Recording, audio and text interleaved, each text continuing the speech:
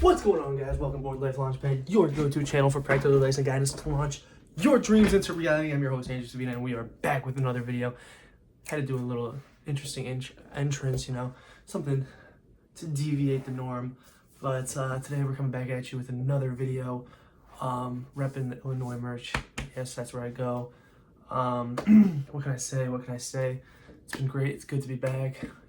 Working for, as you might be hearing in the background, some like pops. And it is indeed the 4th of July. If you're from the United States, happy 4th of July. Hope you had a good one. Wanted to get a video out, record. And one of the videos that I haven't done that I'd like to do is my book club meetings. I just finished one of my favorite books that I read this year. Every book I've been reading recently has just been phenomenal, like absolutely amazing. So today I'm glad to make another video. I hope you guys enjoy these. I enjoy making them. I enjoy making content for you guys to just put out there and help you grow. I am here to teach you what I know, what I'm learning, and everything. I'm looking forward to making. I was actually, funny enough, I was going to make a workout video on Monday, yesterday. I was going to do my push workout, and I'm so glad I didn't. It was a great workout, but weight wasn't moving, and it just felt a little off. So I'm going to push that back to next week, most likely, Monday, or maybe even when I hit this Friday. Oh, no, I can't do Friday, but we're going to be putting that video. I know I've been saying I'm going to do a workout video. It's coming. Don't worry. I'm here to keep you up to date with my fitness. I'm staying on top of it. Progress is coming in. Another video that I'm looking forward to make, just a little preview, is I just want to go through what I have planned for myself and my goals. Like, obviously, I know I have a piece of paper on my wall hanging that says my goals and what I want to do. So I want to make a video just to put it in stone so you guys can see. I guess, yeah, I could share some of the numerical, some stuff, I have to deviate. So just for out of respect, and you're not supposed to share some information, but just relative stuff that I want to work on. Other than that, what can I say? Life's been good. I made this new, I have these nano leaves that I have on every one of my videos. I think there's only one video I forgot to turn them on. I don't know why, but I have them. And I made a new one for the last video I posted talking about AI. And I actually like it a lot. It kind of matches my desktop scheme. I'll show you, do a little turn. So that's where we got the goals and stuff, and then this is what the setup looks like. PC down there, screen. I was doing some numbers, but there we go. Kind of matches it. I kind of like the vibe. It's a little futuristic. I don't know, whatever. But with all that being said, let's get right into the video today. As I mentioned, book club meeting. Most recently finished book that I have, boom, Everyday Millionaires by Chris Hogan. And man, oh man, very interesting book. It's a very interesting topic. The title itself is pretty catchy, but then the information in it and what it's about is truly amazing. The back, revealing truths from the largest study of millionaires ever. You can do this. And basically, let me give you a real quick synopsis. Chris Hogan goes out throughout the United States, and he has this question on how are millionaires made, or what makes a millionaire. Like, why can't everybody be a millionaire? So he goes and he interviews 10,000 millionaires to see what the secret is. What's the secret that the government's hiding from people? And basically, I might as well get right into it. The secret is just being smart about your finances, living below your means. The main topic is really just saving.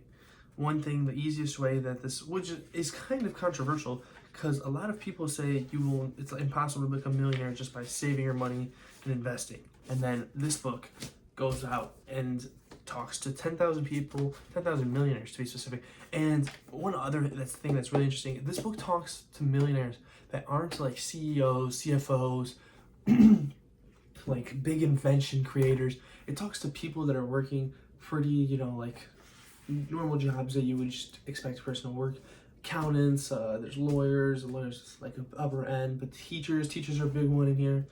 But it talks about that, and it's really, it's really interesting what these people say. There's a lot of direct quotes of them, conversations, talking, the people that are millionaires talking about their experiences and what they're doing. So that's interesting, and it's really interesting. It's a good way to get an insight into, the mind and the life of a millionaire without, because, something you might not have any, you don't even know what one looks like, you don't even know if you know anybody that is, which is like, you never know. But it really just talks about how the people living in your community, next door neighbors, although they might not look like it, they might be millionaires, and goes through it. I'm gonna go over just some of my favorite points of this book. Just gonna try and do a summary of 5. Kind of going just with the flow with this one, because I like the book club. I like doing my book club meetings this way because it's just me talking about my experience with the book and what I gained from it, and some helpful tips that might influence you to read the book or just get some information from it. But to start off, the one point that it talks about is that wealthy, like the one first counter argument says, the wealthy didn't earn their money, they got inherited it, or they got lucky. And it goes into proving that most of the millionaires that are in this book didn't reach their millions until they were age around, I believe it said 45, and it took 30 years of working and progress and saving for them to reach it. Everybody wants to accumulate a large amount of wealth really fast and easily, that nobody wants to go through the process, nobody wants to put the work in. So it just goes to show that if you buckle in for the ride for the next 15-20 years, you can get to anywhere you want to be. All you have to do is stay committed, put the work in, and it will come to you. And that's one thing that this book really insinuates and stresses very heavily. So that was interesting. It kept on talking about how people save for years and years and invest to accumulate their million. The number one way that this book has found that it's millionaires is through the use of available resources such as Roth IRA, 401ks, and stuff like that. It sounds pretty boring. It is pretty boring, but it talks about the power of compound interest, investing over time, and commitment. Using your company, sometimes companies match it, but they say it's about 90% of the millionaires in this book got their millions through investing in 401k. Simple, easy, boring, stay committed, and it works out for them. And it's people that are teachers. Teachers aren't known for making a lot of money. Thrown into the 401k, accumulates, builds up.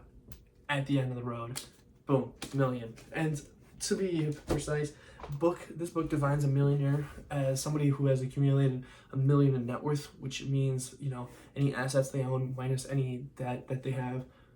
So just to get an understanding for that. Next big point is living below your means. And this one may sound simple, but you're like, oh yeah, just don't spend more money than I make. Simple enough. How hard can it be? But sometimes it's hard to overlook some expenses. You might be like, I don't know where my money's going. And it talks about the power of budgeting, the power of setting a budget, following it, saving money, the 50-30-20 rule, certain things like that, and how important, although trivial, they really are. And so it really tells you the importance of that. I like that a lot. If you live under what you make, you're bound to have surplus money that you could invest and just grow with. So it's simple. You just work on it that way, look at it that way. Well, next good point is that this is a point that I already talked about. It's just putting in the work. In today's age, a lot of people do not want to put the work in. They just want it to come to them simple, and that's just not realistic. Unless there's a family friend of mine, a guy I used to work for when I was a roofer. He told me, he's like, of people that become wealthy or accumulate a good amount of wealth, 49% of them, 49.5% of them worked really hard and a lot. 49.5% of them were really smart and did something that made them a lot of wealth. And then he's like, the 1% of them got lucky, won the lottery, or hit something big. So, you know, put the work in and it has to come. I mean, if you don't quit, there's no way it doesn't come around.